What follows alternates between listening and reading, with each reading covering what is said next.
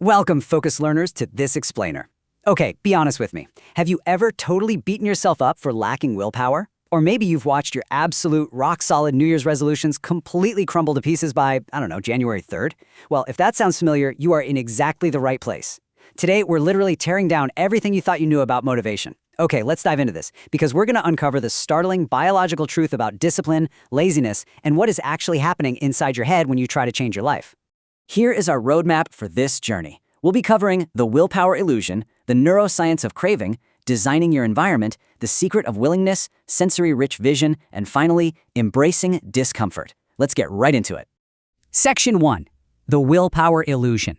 For years, right, you've been told that if you just want it badly enough, you'll do it. But what if you're actually fighting an ancient evolutionary adversary? Like, is laziness really a character flaw? The answer is absolutely no.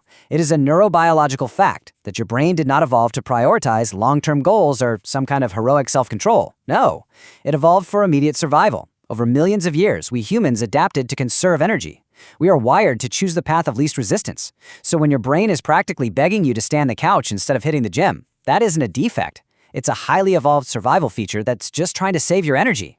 But here's the rub. Modern society demands constant productivity, consistency, and discipline. And this creates a massive internal conflict between a brain that is literally programmed for cognitive ease and a world that demands a resilient supercomputer. So the crucial point is this. When you try to force discipline purely through willpower, you are trying to overcome millions of years of evolutionary programming with, what, a handful of motivational quotes? And it always fails. Fatigue eventually wins out, and your autopilot is always going to choose the easiest path. Which brings us to Section 2. The neuroscience of craving. If willpower is a total myth, what's actually driving our actions? Well, to understand that, we have to look at the physical battle happening right inside your head between your intentions and your deepest impulses. See, you have this massive prefrontal cortex. In humans, it makes up about 40% of our brain, compared to just, say, 7% in rats. This is the seat of your emotional control, your logic, your commitment. But here is the catch. Studies show that about 80% of the time we're actually being controlled by the primitive, fear-driven limbic system. Our autopilot is running the show, basically just scanning for quick rewards and avoiding effort at all costs. So, to tip the scales back in favor of our prefrontal cortex, we really need to understand neuromodulation. This is the hard science of how specific molecules actually dictate our motivation and our ability to push through resistance. Let's move to Lamont and see how this builds our entire understanding of discipline. We usually think of dopamine as just a reward, right? But it's actually the molecule of craving, motivation, and pursuit. Without it, you literally wouldn't move an inch to get something you love. And here is a totally counterintuitive biological fact for you. Epinephrine, which we usually associate with stress, fear, and agitation, it's actually a primary driver of motivation. Think about that sudden, crazy surge of jittery energy you get right before you have to give a public speech. That isn't a poison. It's your body preparing you to conquer, not to flee. And when you combine that with acetylcholine, which acts like a giant spotlight of focus, these chemicals allow us to actually crave the challenge itself. All right, Section 3, designing your environment. Now that we know we absolutely cannot fight biology with willpower alone, we have to pivot to structural systems. The author James Clear perfectly captured this dynamic, and this brilliantly illustrates our next core concept. The most disciplined people actually do not fight their brains constantly. They aren't relying on some moral muscle. Instead, they manipulate their environment so that making the right choice becomes the absolute easiest, most automatic option available. This concept is called choice architecture. For example, researchers found that simply moving water bottles to the front of a cafeteria effortlessly increased water consumption and slashed soda intake. And they did this without any motivational posters or campaigns. It's wild. So if you want to work out in the morning, literally put your shoes right next to your bed and leave your phone in another room. Make the good habit blindingly obvious and incredibly easy, and increase the friction for the bad habit until it's just way too much effort to even bother with. Another super powerful environmental hack is habit stacking.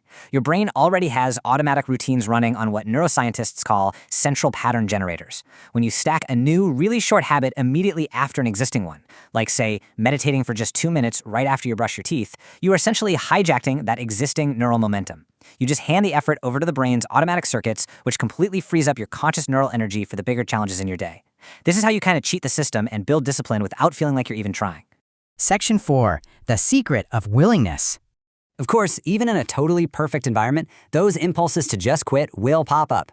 When a craving hits, say the urge to check social media while you're trying to work, we almost always try to suppress it. We get into this massive tug of war with what researcher Jonathan Bricker calls the craving monster. But here's the thing, fighting that monster just feeds it. It gives it more power. The true secret to self-control is actually making peace with the discomfort.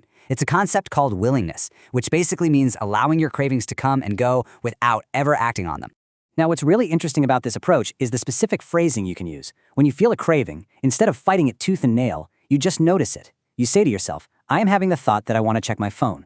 By simply acknowledging it without any judgment, you create a buffer space. You step right off autopilot. You strip that craving monster of its threat, and often, you'll find the craving just naturally passes entirely on its own. Moving on to Section 5, sensory-rich vision. So, how do we tie all this neurobiology and psychology into a master plan? Simple. We tell the brain exactly where we're going. According to the neuropsychological research of Dr. Carl Pribram, human behavior is governed by images of achievement. Think of your brain as the hardware and your imagination as the software. The crazy part is, the brain barely distinguishes between a real, physical experience and a vividly imagined one. If you can provide the right software, the hardware will absolutely execute it. But to trick the brain into feeling the reward of discipline in the present moment, you need a highly sensory-rich vision. Don't just kind of vaguely think about your goal. You need to visualize the exact physical details. Seriously, try it with me right now. What does your ultimate achievement actually smell like? Who is walking up and shaking your hand? Anchor that image with the sound of people congratulating you, the smell of the room you're in, the physical touch of that handshake. Creating this deeply emotional, highly detailed template is what fuels your inner drive and keeps your prefrontal cortex locked dead onto the target. Finally, Section 6, embracing discomfort. As we bring this whole thing together, we really have to redefine how you perceive the actual sensation of struggle. See, we have specific circuits in our brain called no-go circuits, and these are responsible for suppressing impulsive behaviors, like physically stopping yourself from grabbing that phone. Now, using these circuits requires a massive amount of physical energy. So that intense agitation and frustration you feel when you deny a bad habit, that isn't a sign of failure. No way. It is the literal biological signal of growth. That deeply uncomfortable feeling is the actual physical sensation of neuroplasticity actively rewiring your brain. There's a very famous rule in neuroscience. Neurons that fire together, wire together. Every single time you delay gratification, every time you keep a tiny commitment to yourself, and every time you willingly step into that discomfort, you are physically changing the structure of your brain. Over time, these small, consistent actions build incredible trust in yourself, making the difficult path feel completely automatic.